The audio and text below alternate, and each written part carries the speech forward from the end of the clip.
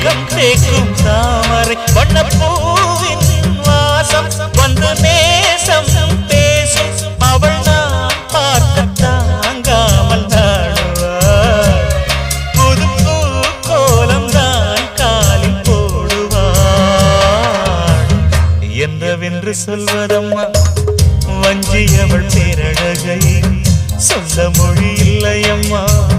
கொஞ்சி வரும் பேரழகை அந்தி மஞ்சள் நீரத்தவளை என் நெஞ்சில் நிலைத்தவளை நான் என்னென்று சொல்வேன்